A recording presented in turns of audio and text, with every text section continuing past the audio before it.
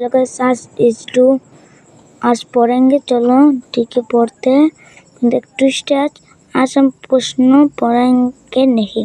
अच्छा चलो पढ़ लेते हैं। मुझे प्रश्नগুলো आता नहीं है तभी तक तो चेष्टा करते आपके लिए कि এখানে পিতা পুত্রকে এখানে পিতা হলেন মহামণি চাবন এবং পুত্র হলেন রত্নাকর দস্যু। এখানে পিতা হলেন মহামণি চাবন এবং পুত্র হলেন রত্নাকর দস্যু। आप समझ जाओगे। सेकंड কি চবন রচনা তার কাব্যাংশটি কোথায় থেকে নেওয়া হয়েছে?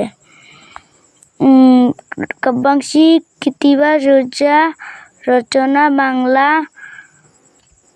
রামায়ণ থেকে নেওয়া হয়েছে। কাব্যাংশিকটি রচনা বাংলা রামায়ণ থেকে নেওয়া হয়েছে। चलो अंधकार लाइट भी चला चुकी है। 1 के सब्सक्राइब 1 के लाइक। ठीक है आज के लिए इतना ही भी।